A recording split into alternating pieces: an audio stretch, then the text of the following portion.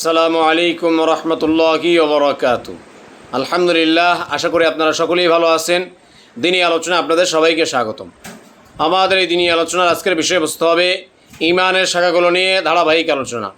তারই ধারাবাহিকতায় আমরা ঈমানের 22 নম্বর শাখা তথা আল্লাহ পাক রব্বুল আলামিনের সৃষ্টিজীবের প্রতি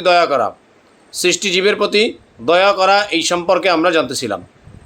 এই সম্পর্কে আমরা জানতে গিয়ে জেনেছিলাম যে আল্লাহ পাক রব্বুল আলামিন যত সৃষ্টিজীব তৈরি করেছেন সবার ভাগ্যকে আল্লাহ পাক রব্বুল আলামিন লিখে রেখেছেন এবং আল্লাহ পাক রব্বুল আলামিন সর্বপ্রথম কলম সৃষ্টি করেছেন এবং এই কলম দ্বারা তিনি একদম অনাদিকাল পর্যন্ত যা ঘটবে, পিছনে যা ঘটে গেছে বা যা ঘটতেছে সব কিছুর তকদির তিনি লিপিবদ্ধ করে রেখেছেন।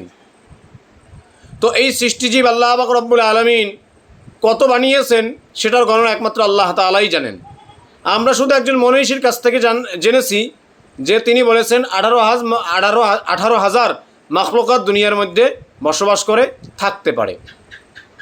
তো এই ধারণা নিয়ে আমরা বুঝতে পারলাম যে আল্লাহ পাক রব্বুল আলামিন কত বড় ক্ষমতার অধিকারী, যে তিনি কত হাজার হাজার সৃষ্টি তিনি তৈরি করেছেন সেটা একমাত্র তিনিই ভালো জানেন। তো এই যে সৃষ্টিজীব আল্লাহ পাক রব্বুল আলামিনের যত সৃষ্টি আছে এই সৃষ্টিজীবের প্রতি দয়া করা, অনুগ্রহ করা, এটা ঈমানের একটি শাখা। আল্লাহ নবী সাল্লাল্লাহু আলাইহি ওয়াসাল্লাম বলেন, বলেন নবী সাল্লাল্লাহু আলাইহি ওয়াসাল্লাম, লা ইয়ারহামুল্লাহু মান লা ইয়ারহামুন নাস। রাসূলুল্লাহ সাল্লাল্লাহু আলাইহি ওয়াসাল্লাম বলেন যে ব্যক্তি মানুষের উপরে রহম করে না, যে ব্যক্তি মানুষের উপরে দয়া করে না, অনুগ্রহ করে না, আল্লাহ পাক রব্বুল আলামিন তার উপরে দয়া করেন না, তার উপরে রহম করেন না। রাসূলুল্লাহ সাল্লাল্লাহু আলাইহি ওয়াসাল্লাম এই হাদিসের মধ্যে স্পষ্ট বললেন যে ব্যক্তি মানুষের উপরে দয়া করে না, অনুগ্রহ করে না, আল্লাহ পাক রব্বুল আলামিন তার উপরে দয়া করেন না, তার উপরে অনুগ্রহ করেন না। অর্থাৎ এই আল্লাহ পাক রব্বুল আলামিনের যত সৃষ্টি আছে সমস্ত সৃষ্টিগুলোর মধ্যে ইনসান, মানুষ, এরাই হচ্ছে সবচাইতে শ্রেষ্ঠ। আল্লাহ পাক রব্বুল আলামিন শ্রেষ্ঠত্বের মুকুটটা এই বনি আদম, এই মানুষদের মাথায় দিয়েছেন। সুবহানাল্লাহ। আল্লাহ পাক রব্বুল আলামিন আশরাফুল মাখলুকাতের মধ্যে মানুষকে সবচাইতে সম্মানিত করেছেন। তো রাসূলুল্লাহ সাল্লাল্লাহু আলাইহি ওয়াসাল্লাম বলেন, এই যে শ্রেষ্ঠত্বের মুকুট যে মানুষের উপরে দেওয়া হয়েছে, মানুষের মাথায় দেওয়া হয়েছে, এই মানুষকে যে ব্যক্তি দয়া করবে, এই মানুষের সাথে যে ব্যক্তি সদয় ব্যবহার করবে, ভালো ব্যবহার করবে, রহম করবে, দয়া করবে, আল্লাহ পাক রব্বুল আলামিন বলেন, রাসূলুল্লাহ সাল্লাল্লাহু আলাইহি ওয়াসাল্লাম বলেন যে আল্লাহ পাক রব্বুল আলামিন তার সাথে সদয় ব্যবহার করবেন, তার উপরে রহম করবেন, তার উপরে দয়া করবেন। সুবহানাল্লাহ। এবারে আমাদের যদি আল্লাহ পাক রব্বুল আলামিনের দয়া পেতে হয়, আল্লাহ পাক রব্বুল আলামিনের অনুগ্রহ পেতে হয়, আল্লাহ পাক রব্বুল আলামিনের মায়া পেতে হয়, তাহলে অবশ্যই আমাদেরকে মানুষের সাথে সদয় ব্যবহার করতে হবে, মানুষের সাথে ভালো আচরণ করতে হবে, মানুষের উপরে দয়া করতে হবে, রহম করতে হবে। যদি এই দয়া এবং রহম না করি তাহলে আল্লাহ পাক রব্বুল আলামিনের পক্ষ থেকে আমরাও দয়া পাবো না। এবারে চিন্তা করে দেখেন যে কার আল্লাহ পাক রব্বুল আলামিনের দয়ার প্রয়োজন? আমার দয়ার প্রয়োজন। অতএব আমি মানুষের সাথে সদয় ব্যবহার করব, ভালো ব্যবহার করব, তাহলে আল্লাহ পাক রব্বুল আলামিন আমার উপরে দয়া করবেন।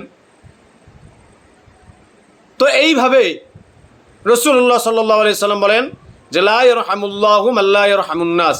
যে ব্যক্তি এই আশরাফুল মাখলুকাতের মধ্যে মানুষ যে শ্রেষ্ঠ, এই মানুষের উপরে যে যে দয়া করবে না, রহম করবে না, আল্লাহ পাক রব্বুল আলামিন তার উপরে রহম করবে না। তো এই জন্য এই মানুষের উপরে দয়া করা, মানুষের প্রতি দয়া দেখানো, এতটুকুই না, তার যত সৃষ্টিজীব আছে এই সমস্ত সৃষ্টিজীবের প্রতি দয়া করা, সমস্ত সৃষ্টিজীবের প্রতি দয়া করা। এই সৃষ্টির মধ্যে সবচাইতে একটা নিকৃষ্ট সৃষ্টি আছে, আমরা সবাই জানি, যে সেটার নাম হচ্ছে কুকুর। কেননা কুকুর সে নিজেই আইনি নাজিস, অর্থাৎ সে সত্যগতভাবেই নাপাক। তো এই যে নিকৃষ্ট সৃষ্টি যে কুকুর, এই কুকুরকেও কী করতে হবে? কুকুরের প্রতিও দয়া দেখাতে হবে। এই কুকুরেরা কেমন নিকৃষ্ট যে রাসূলুল্লাহ সাল্লাল্লাহু আলাইহি ওয়াসাল্লাম বলেন, قال رسول الله صلى الله عليه وسلم لا تدخل الملائكة بيتا فيه كلب أو تصاوير। নবী করিম সাল্লাল্লাহু আলাইহি ওয়াসাল্লাম বলেন যে ওই ঘরে ফেরেশতা প্রবেশ করবে না, যেই ঘরে, ওই ঘরে রহমতের ফেরেশতা প্রবেশ করবে না যেই ঘরে কোনো কিছু জীবজন্তুর ছবি অথবা কুকুর থাকে। তাহলে কুকুর কত নিকৃষ্ট প্রাণী, যে এটা যদি কোনো ঘরের ভিতরে থাকে, কোনো বাড়িতে থাকে, তাহলে সেখানে কি কি প্রবেশ করে না? রহমতের ফেরেশতা প্রবেশ করে না। তাহলে কুকুর কি সৃষ্টিজীবের মধ্যে একটা নিকৃষ্ট প্রাণী, নিকৃষ্ট প্রাণী। তো এই কুকুরের প্রতিও দয়া করতে হবে। নিকৃষ্ট হওয়া সত্ত্বেও এই সৃষ্টিজীব, এটা যে আল্লাহ তাআলার সৃষ্টিজীব, এটার প্রতিও কী করতে হবে? দয়া করতে হবে। এই কুকুরকে নিয়ে একটা ঘটনা মনে পড়ে গেল, যেটা আমি আপনাদের সাথে শেয়ার করতে চাই। যে এক ব্যক্তি হাকিমুল উম্মত, মুজাদ্দিদে মিল্লাত, হযরত মাওলানা আশরাফ আলী থানভী নওয়ারাল্লাহু মারকাদা, এই আশরাফ আলী থানভী রহমতুল্লাহ আলাইহির কাছে এক ব্যক্তি আসলেন। আসার পরে তিনি বললেন যে হাকিমুল উম্মত, আমরা তো জানি কুকুর লালন পালন করলে ঘরে রহমতের ফেরেশতা, মানে ঘরে ফেরেশতা প্রবেশ করে না, তাহলে আমি কুকুর লালন পালন করব। কুকুর নাপাক হলেও আমি কুকুর লালন পালন করব, যদিও কুকুরকে বিনা প্রয়োজনে লালন পালন করা নিষেধ, তারপরে কুকুর লালন পালন করব। তো আশরাফ আলী থানভী রহমতুল্লাহ আলাইহি তিনি বললেন যে কেন, সেটা কেন? তিনি বললেন এই কুকুর যেহেতু ঘরে থাকলে রহমতের ফেরেশতা বা ফেরেশতা আসে না, তাহলে আমি এই কুকুরকে রাখবো কেন? কারণ তাহলে তো আজরাইল আমার কাছে আসতে হবে না, আজরাইল তো একজন ফেরেশতা। কত বড় চালাকি যুক্তি দিল যে আমি এই কুকুরকে আমার বাড়িতে রাখবো কেন? কারণ তাহলে আজরাইল আমার কাছে আসতে পারবে না, আমার মৃত্যু হবে না, আমার জান কবজ করতে পারবে না। কেন? কারণ কুকুর যদি রাখে তাহলে আপনার ফেরেশতা আসে না। তো হযরত মাওলানা আশরাফ আলী থানভী রহমতুল্লাহ আলাইহি তিনি এই কথা শুনে, তিনি তো হাকিমুল উম্মত ছিলেন, তিনি তো মুজাদ্দিদে মিল্লাত ছিলেন, তিনি তো হিকমতে পরিপূর্ণ একজন ব্যক্তি ছিলেন, আল্লাহ পাক রব্বুল আলামিন তাকে অনেক হিকমত দিয়েছেন। তো তারপরে তিনি উত্তর দিলেন যে হে ব্যক্তি, তুমি তো তোমার কথা বলছো ঠিক আছে, মানলাম, কিন্তু এই যে কুকুরকে যে একটা ফেরেশতায় জান কবজ করে, তাহলে তোমার জান কবজ ওই কুকুর যে ফেরেশতায়, আপনার কুকুরকে যে ফেরেশতায় জান কবজ করে, ওই কুকুর এসে তোমার জান কবজ করবে। আল্লাহু আকবার! কত বড় হিকমতওয়ালা ছিলেন। মানে তিনি বুঝাইলেন যে তুমি এত বড় একটা জঘন্য কথা বললা, যে যেটার কোনো যুক্তি নেই, তুমি অনযুক্তিক একটা কথা বললা, তাহলে আমিও বললাম যে তোমার জান তো ওই কুত্তার জান যে ফেরেশতায় কবজ করে, তোমারটাও সেই ফেরেশতায় কবজ করবে, কারণ যেহেতু আজরাইল আসতে পারবে না তুমি মনে করতেছো।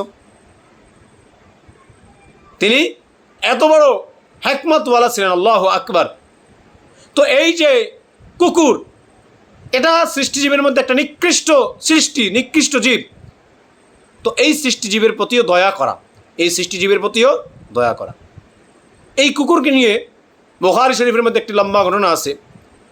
আল্লাহ যদি তৌফিক দান করেন, ইনশাআল্লাহ সে বিষয়ে আগামী পর্বে আমি আপনাদের সামনে বিস্তারিত আলোচনা করব।